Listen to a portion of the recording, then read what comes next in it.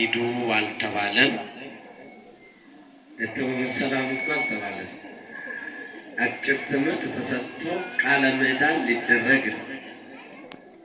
እናንተ ደግሞ ብድግ አላችሁ። ግድ የላችሁ፣ ተረጋጉ። አጭር ትምህርት ነው ማስተምረው። አይ ካላችሁ አቡነ ዘበሰማያት እንበልና አብረን እንሂድ። እኛም የተለየ ነፍስ የለን። ታቦቱን አቁመን ትተን ወዴት ነው የምንሄደው? ግድ የላችሁ፣ ተረጋጉ። በቤት ያለውን እግዚአብሔር ያስተካክላል። እንደገና ደግሞ ክብረ በዓል ነው። አሁን ያው ሰዓታችንን እያጠቃለልን ነው። መቼስ ሰዓት የሚረዝም ቢሆን ታቦቱን ከወጣ በኋላ ቅዳሴውን በጠዋት ነው የተወጣው። እንደገና ሲዞርም ቶሎ ቶሎ ነው የዞረው። ሊቃውንቱም አጭር ወረብ ነው፣ ሰንበት ተማሪዎችም አጭር ወረብ ነው ያቀረቡት። ስለዚህ ከዚህ በመቀጠል አልቋል እንደማለት ነው። ስለዚህ በተቻለ መጠን ታቦት አቁመን ወደ ቤታችን አንሂድ። ባይሆን አጠር አድርገን ፕሮግራማችንን እናከናውናለን። እናማተው በስመ አብ ወወልድ ወመንፈስ ቅዱስ አሐዱ አምላክ አሜን። ክቡር አባታችን መላከ ምሕረት መምህር አብርሃም የዚህ ቤተ ክርስቲያን መስራችና የመንጋው ጠባቂ እንደዚሁም አስተዳዳሪ፣ ክቡር መምህራችን መምህር ኤርምያስ የዚሁ ቤተ ክርስቲያን ዋና ጸሐፊ፣ ክቡር መምህራችን የዚሁ ቤተ ክርስቲያን የስብከተ ወንጌል ኃላፊ፣ ክቡራን ሊቃውንተ ቤተ ክርስቲያን በየማዕረጋችሁ አባቶች ካህናት፣ ወንድሞች ዲያቆናት፣ እንደዚሁም ዘማሪያንና ዘማሪያት በክርስቶስ ክርስቲያን በወልድ ውሉድ በመንፈስ ቅዱስ መንፈሳውያን የተሰኛችሁ የክርስቶስ ቤተሰቦች በልዑል እግዚአብሔር ስም እንደምን አደራችሁ? እንደምን ከረማችሁ? እንደምን ሰነበታችሁ? የአምላካችን የመድኃኒታችን የኢየሱስ ክርስቶስ ስም ዛሬም ዘወትርም ለዘላለሙ የተመሰገነ ይሁን። እንደዚሁም የእናታችን የንጽሕተ ንጹሐን የድንግል ማርያም ስም ለዘላለም የተመሰገነ ይሁን። መላእክት በየነገዳቸው፣ ጻድቃን ሰማዕታት ስማቸው ለዘላለም የተመሰገነ ይሁን። እንኳን ይህ ቤተ መቅደስ ለተመሰረተበት ለሁለተኛ ዓመት በሰላም አደረሳችሁ። እግዚአብሔርን ከፍ አድርጋችሁ አመስግኑ። ብዙዎቻችሁ በዚህ ስፍራ ላይ አልፋችኋል። ብዙዎቻችሁ በዚህ አካባቢ ወጥታችኋል፣ ወርዳችኋል። ነገር ግን አንድ ቀን በማርያም ንገሩኝ፣ አንድ ቀን እዚህ ቦታ ቤተ ክርስቲያን ይተከላል ብላችሁ አስባችሁ ታውቃላችሁ? ያሰባችሁ ካላችሁ እጃችሁን አውጡ። አላችሁ? የላችሁ? ግን ቤተ ክርስቲያን እዚህ ላይ እንደሚመሰረት ማን ያውቃል? ራሱ መድኃኔ ዓለም ኢየሱስ ክርስቶስ።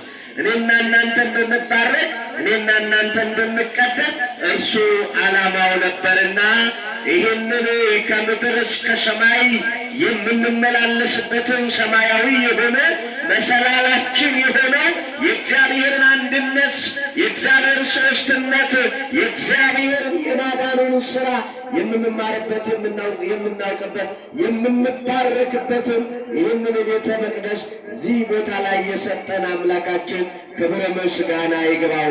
ከፍ አድርጋችሁ አመስግኑ። ምናልባት እንደ ቀላል እንዳታዩት፣ ብዙ ዋጋ ተከፍሎበታል። ብዙ ዋጋ ተከፍሎበታል። እናንተ በድልድዩ ላይ ስትሻገሩ ትዝ ይላችኋል ድልድዩ እንዴት እንደተሰራ? ትዝ ይላችኋል?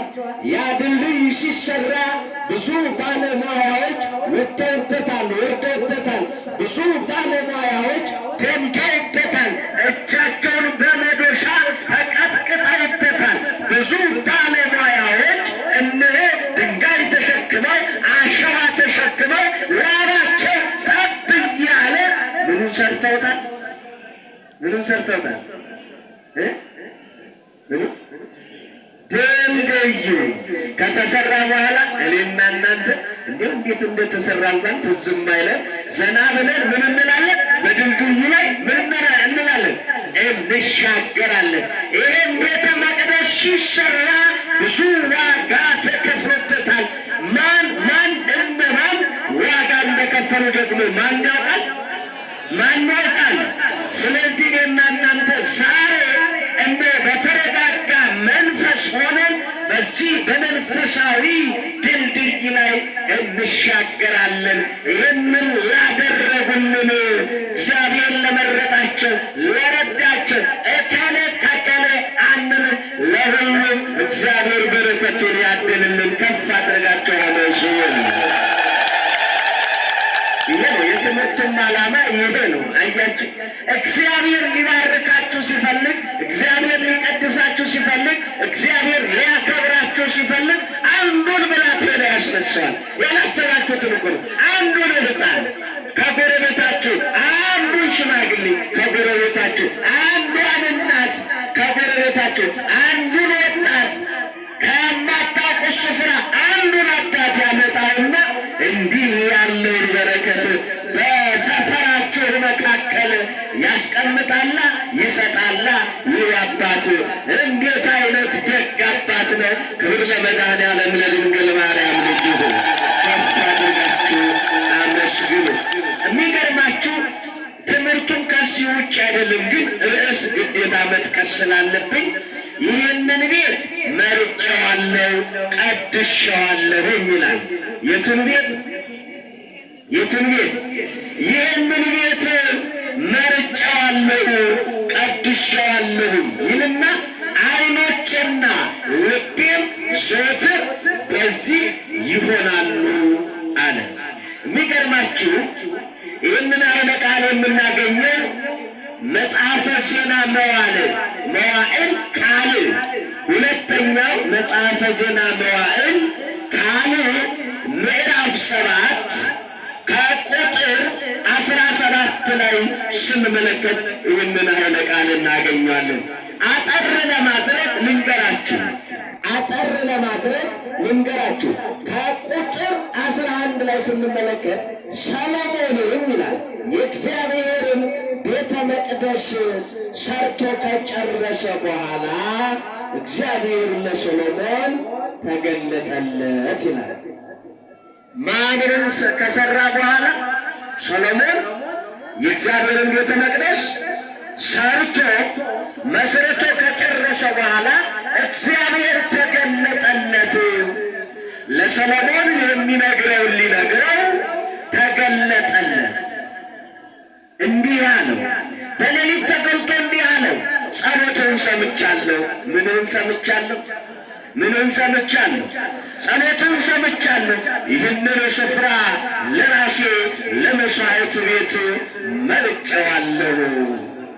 አዳምጥ እግዚአብሔር ቤተሰቦች፣ እግዚአብሔር የብዙኃኑን ጸሎት ሰምቶ ነው ይህንን ቤተ መቅደስ ከዚህ ስፍራ እንዲተከል ያደረገው። ዝም ብሎ አይደለም፣ ራሱ ነው የተናገረው። ጸሎትን ሰምቻለሁ፣ ይህንን ስፍራ ለራሴ ለመሥዋዕት ቤት መርጫለሁ አለና ዝናብ እንዳይወርድ ሰማያቱን ብዘጋ ወይም ምድሪቱን ይበላ ዘንድ አንበጣ ባዘው ወይም በሕዝብ ላይ ቸነፈር ብሰድ በስሜ የተጠሩት ሕዝቤ ሰውነታቸው አዋርደው ቢጸልዩ ይላል። ይህንን ሁሉ መከራ ባመጣባቸው ነገር ግን በስሜ የተጠራችሁ እናንተ ሕዝቤ ሰውነታችሁን አዋርዳችሁ ብትጸልዩ ፊቴንም ብትፈልጉ ከክፉ መንገዳችሁ ብትመለሱ በሰማይ ሆኜ እሰማለሁ አለ። በየት ሆኜ እሰማለሁ? በሰማይ ሆኜ እሰማለሁ። ልዕልናውን ሲናገር እንጂ እግዚአብሔር በምድር የለም ማለት አይደለም። በሰማይ ሆኜ እሰማለሁ፣ ኃጢአታችሁንም ይቅር እላለሁ፣ ምድራችሁንም እፈውሳለሁ ይላል። ምናችሁን እፈውሳለሁ? ምድራችሁን እፈውሳለሁ። ምድር ስትባል እኔና እናንተ ነን። ሀገራችን ኢትዮጵያን ይፈውስልን። ይህን አለና አሁንም በዚህ ስፍራ ለሚጸልይ ጸሎት ዓይኖቼ ይገለጣሉ። በዚህ ስፍራ ለሚጸልይ ሰው አለ፣ በዚህ ስፍራ ለሚለምነኝ ሰው እነሆ ጆሮቼ ወደሱ ይሆናሉ አለና ዓይኖቼ ይገለጣሉ፣ ጆሮቼም ያደምጣሉ፣ ጸሎቱን ይሰማሉ ማለት ነው። እኔና እናንተ እዚህ ስፍራ መጥተን ስንጸልይ ወደ እሱ ስናመለክት እግዚአብሔር ይሰማናል ማለት ነው። ይህን አለና አሁንም ስሜ ለዘላለም በዚያ ይኖር ዘንድ ስሜ ለምን አለ? ለዘላለም በዚህ ይኖር ዘንድ አለ። በዚህ ይኖር ዘንድ ይህንን ቤት መርጬዋለሁ፣ ቀድሼዋለሁ አለና ዓይኖቼና ልቤም ዘወትር በዚህ ይሆናሉ አለ። ስለዚህ የእግዚአብሔር የማዳኑ ስፍራ የእግዚአብሔር ዓይኖቹም ልቦቹም ወደዚህ ናቸው። ይህንን ቤት ምን ብዬዋለሁ? መርጬዋለሁ፣ ቀድሼዋለሁ።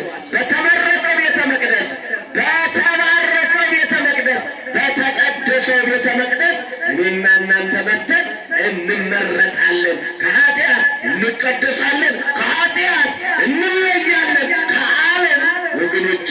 ስለዚህ ይህንን ቤተ መቅደስ ማነው የመረጠው? ራሱ መድኃኔዓለም። ማነው የሠራው? ራሱ መድኃኔዓለም። ስለዚህ የእግዚአብሔር የማዳኑ ስፍራ ሁል ጊዜ በዚህ ይገለጣልና እኔና እናንተ ይህንን ያደረገልንን አምላካችንን ሁሌ እያሰብን ወደ ቅድስናው ስፍራ እየመጣን እንድንባረክ እንድንቀደስ እግዚአብሔር በቸርነቱ ይርዳል።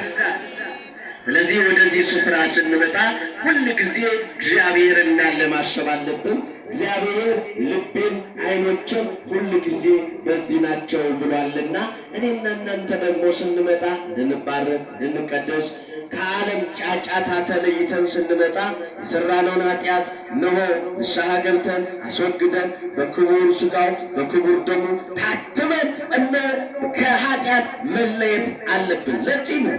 ስለዚህ ይህንን ቤተ መቅደስ እናንተው እንደጀመራችሁ እናንተው ትጨርሱታላችሁ። እግዚአብሔር ደግሞ ይረዳቸዋል።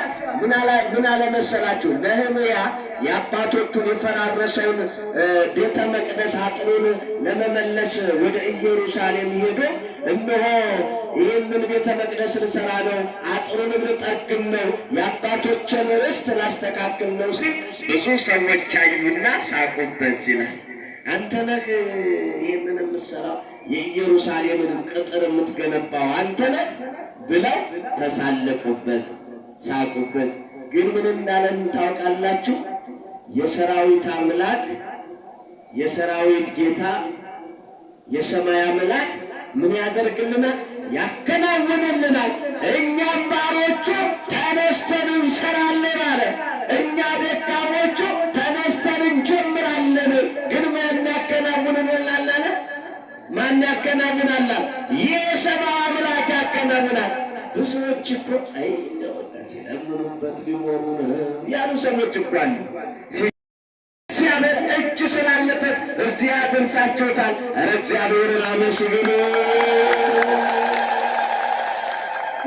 ይሄ ቤተ መቅደስ ከተመሰረተ ስንት ዓመቱ ነው? ስንት ዓመቱ ነው? 2 ማለት ይሄኛው ሕንፃ ከተጀመረ ስንት ጊዜው ነው? ስንት ጊዜ ነው? ስንት ነው? እንዴ የላችሁም? ስንት ጊዜ ነው? 1 ዓመቱ ነው? ስንት ነው? ያንተ ሁሉ ያጠፋው ከዚህ ያንተማ እንጨቱን ትሸከማለህ፣ ድንጋዩን ትሸከማለህ። እናንተ አይጠፋችሁም ቀኑ። ለማንኛውም አስተውሉ። በአጭር ቀናት ስንት ወር ነው? 10 ወር። 10 ወር። እንዲያው እውነት እንነጋገር ከተባልን በ10 ወር ይህን ያህል ይሰራል? ይሰራል። ግን ዕለት ዕለት የሚሰራ ከሆነ ነው። ዕለት ዕለት ሳይቋረጥ እንደምታውቁት ደግሞ ሲሚንቶ ሊያልቅ ይችላል፣ ጠጠር ሊያልቅ ይችላል፣ አሸዋ ሊያልቅ ይችላል። የዚህ ቤተ መቅደስ ግንባታ አይደለም የዚህ ቀርቶ የአንድ ሰው ቤት እንኳን ምን ያህል እንደሚከብድ ተመልከቱ። ይሄ እውነት ነው፣ በዓይናችሁ የምታዩት ወገኖች። ለዚህም እኮ ነው ማቀነታችሁን ፈታችሁ ያላችሁን ኃይላችሁ ስላለ ነው አይደል? እኛም እንደ ቁራ መተን የምንጮኸው ጎበዞች ስለሆናችሁ እንደገና እናንተን የሚኖሩ ካህናት፣ አለቆቻችሁ፣ ጸሐፊዎቻችሁ ሁሉም በተባበረ ክንድ እግዚአብሔርን ይዘው 24 ሰዓት እንደናንተ ዝቅ ብለው ስለሚሰሩ እኮ ማለት ነው እኮ። ዕለት ዕለት ካልተሰራ እዚህ ይደረሳል? ይሄ